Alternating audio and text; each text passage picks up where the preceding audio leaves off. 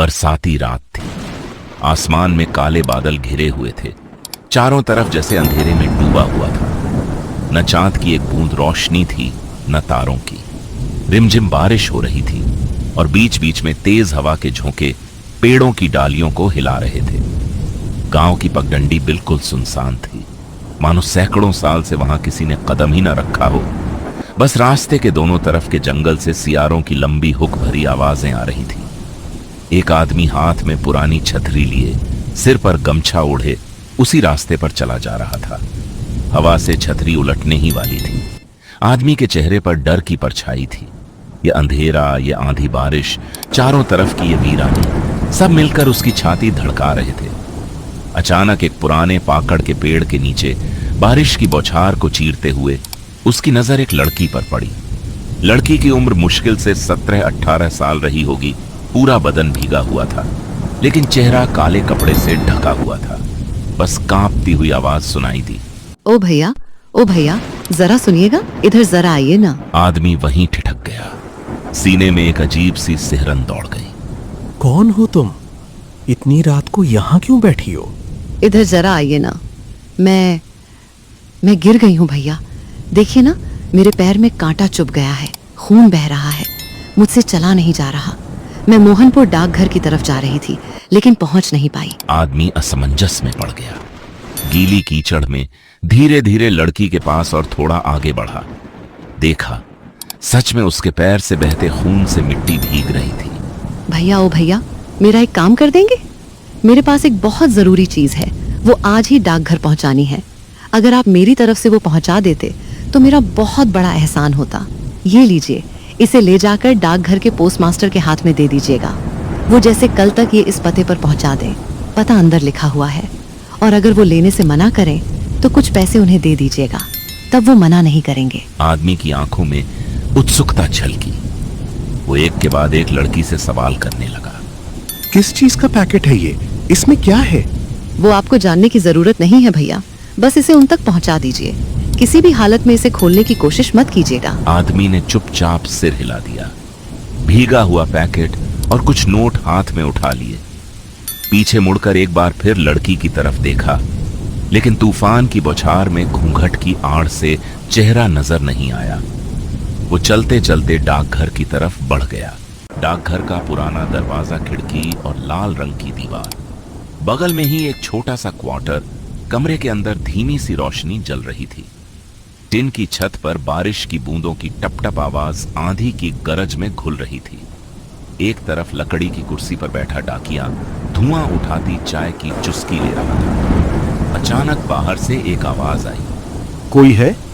जरा काम था। डाकिया चौंक गया। कप को मेज पर रखते ही थक की आवाज हुई। उसने माथे पर बल डालकर बदन हिलाया। फिर से आवाज आई। वो धीरे धीरे लकड़ी की कुर्सी को धकेलकर उठ खड़ा हुआ। चप्पल खटखटाते हुए दरवाजे की तरफ बढ़ा। पुराना लकड़ी का दरवाजा खींचते ही चरचराने की आवाज हुई। साथ ही बाहर से ठंडी हवा का झोंका अंदर आ गया और रोशनी कांप उठी। सामने छतरी लिए खड़ा था एक अनजान आदमी, हाथ में एक पैकेट। तुम कौन हो? इतनी रात को क्या बात है? ये आपको देने आया हूँ।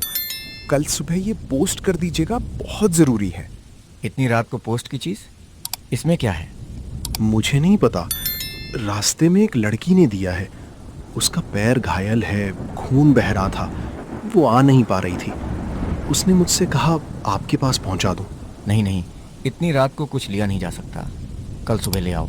आदमी ने पैकेट में से पैसे निकाले। वो लड़की आपको देने को कह रही थी, बोली थी कि आपको ये पैसे भी दे देना। मैं तो भूल ही गया था। डाकिया कुछ देर चुप रहा, आंखें सिकोड़कर पैकेट को देखा, फिर हाथ बढ़ाकर ले लिया। अच्छा दो बाबू, मैं कल भेज दूंगा। कल ही भेजना है, लेकिन आसमान का जो हाल है वादा नहीं कर सकता, लेकिन बारिश रुकते ही दिन में कभी भी निकल जाऊंगा। आदमी को जैसे राहत मिली। बरसाती रात में फिर से छतरी लगाकर वो लौट पड़ा। शाम ढल चुकी थी। सुबह सुबह आसमान फटकर बारिश बरसी थी, इसलिए डाकिया सुबह नहीं निकल पाया था।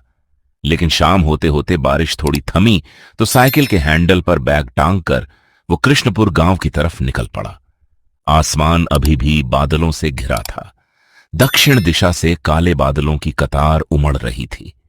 बिजली की चमक में हर पल आसमान रोशन हो रहा था। फिर कहीं दूर गरज के साथ बादल फट रहे थे। डाकिया साइकिल चलाते चलाते ये महसूस ही नहीं कर पाया कि शाम गहरा गई है। खेतों में लहराती धान की फसल हवा में झूल रही थी। पक्षी घोंसलों की तरफ लौटने की पुकार लगा रहे थे।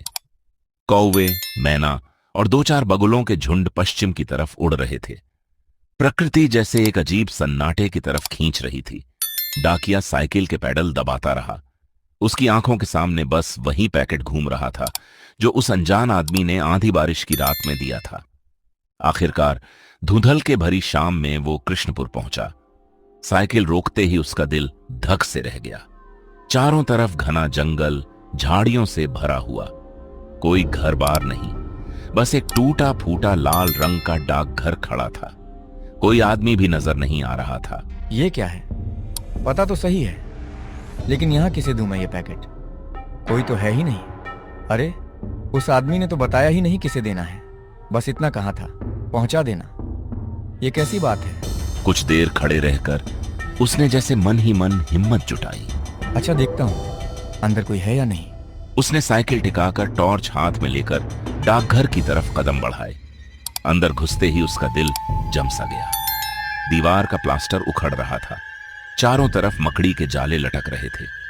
फर्श पर सीलन भरी गंदगी जमी थी। लगता था बरसों से किसी ने यहां कदम नहीं रखा। कमरा धूल और बेल बूटों से भरा हुआ था। हवा में धूल और सड़ी पत्तियों की गंध फैली हुई थी। ये तो वीरान डाकघर है। यहाँ तो कोई रहता ही नहीं। फिर मुझे यहाँ चीज पहुंचाने को क्यों कहा गया? अचानक फर्श पर कुछ गिरने की आवाज आई। फिर सरसराहट भरी कदमों जैसी आवाज। लगा जैसे अंधेरे कोने से कोई आगे बढ़ रहा हो। डाकिया डर के मारे पसीने पसीने हो गया। कौन है वहां? कोई है? कोई जवाब नहीं आया। बस हवा का एक झोंका अंदर घुसकर हू हू की आवाज करने लगा। उसने कांपते हाथों से पैकेट को कसकर पकड़ लिया। यहाँ तो कोई है ही नहीं। फिर मुझे इतनी दूर क्यों भेजा गया? इसके अंदर क्या है देखना ही होगा, नहीं तो चैन नहीं मिलेगा। हाथ कांपते कांपते डाकिये ने पैकेट का लपेटन फाड़ दिया। अंदर से निकले कुछ गहने, चूड़ियां, कान की बालियां, नथ। लेकिन वो चमकदार नहीं थे, बल्कि पूरी तरह खून से सने थे। उसकी आंखें अचानक फैल गईं। गला सूखकर लकड़ी जैसा हो गया। एक पल के लिए जैसे सांस ही नहीं ले पाया। अचानक हाथ से गहनों का पैकेट छूटकर जमीन पर गिर पड़ा। थक की आवाज हुई और उसी पल फर्श पर लाल रंग का तरल फैलने लगा, मानो इसी वक्त किसी का खून जमीन पर बह रहा हो। डाकिये के हाथ पैर कांपने लगे। दिल धड़धड़ करने लगा। कानों में जैसे ढोल बज रहे हैं। होंठ सूख गए। आंखों के सामने अंधेरा छाने लगा। कानों में अजीब सी फुसफुसाहट सुनाई देने लगी, लेकिन चारों तरफ कोई नहीं था। वो पीछे हटते हटते दीवार से जा टिका। नजरें उन खून से सने गहनों पर जमी थी। माथे से ठंडा पसीना बह रहा था। हाथ बेबसी से कांप रहे थे। हे भगवान, ये मैं क्या देख रहा हूं? इतना सारा खून। आसपास कोई नहीं था। फिर भी कमरे में हवा के साथ किसी के चलने की आवाज आ रही थी, कभी पीछे से, कभी बगल से। बाहर अचानक बिजली कड़की। पल भर में आसमान फटकर बारिश टूट पड़ी। पेड़ पौधे झुककर तूफान का तांडव शुरू हो गया। तेज हवा के साथ बारिश की बौछार खिड़की की दरार से अंदर घुसकर टॉर्च की धीमी रोशनी को कांपा गई। डाकघर के अंदर खड़े डाकिये को अचानक सरसराहट सुनाई दी, मानो किसी के दबे पांव चलने की आवाज आ रही हो। एक पल में बिजली की चमक में उसने देखा, काले धुएं जैसा एक अजीब सा साया कमरे के कोने के अंधेरे से निकल रहा था। धीरे धीरे वो एक लड़की की परछाई का रूप ले रहा था। लाल साड़ी भीगे बदन से चिपकी हुई थी। चेहरा ढका हुआ था। उसके चारों तरफ काला धुआं घूम रहा था, मानो जलती चिता की राख हवा में उड़ रही हो। डाकिया सांस रोककर देखता रह गया। क्या हुआ? आज तुम हैरान हो रहे हो? तुम जो पैकेट लाए हो वो तो मेरा ही है। ये गहने मेरे हैं। कौन हो तुम? आखिर वह रहस्यमयी महिला कौन थी और इस गहने से उसका क्या संबंध था? इन सभी सवालों के जवाब जानने के लिए देखिए कहानी का अगला भाग। सबसे पहले देखने के लिए हमारे चैनल को सब्सक्राइब जरूर करें और बेल आइकन को दबाकर ऑल नोटिफिकेशंस ऑन कर लें। वीडियो आपको कैसा लगा हमें कमेंट करके जरूर बताएं। आपका प्यार और सपोर्ट हमें आपके लिए ऐसी ही रोमांचक कहानियां जल्द से जल्द लाने के लिए प्रेरित करता है। बहुत जल्द मिलते हैं अगले भाग के साथ। धन्यवाद और जुड़े रहिए हमारे चैनल के साथ।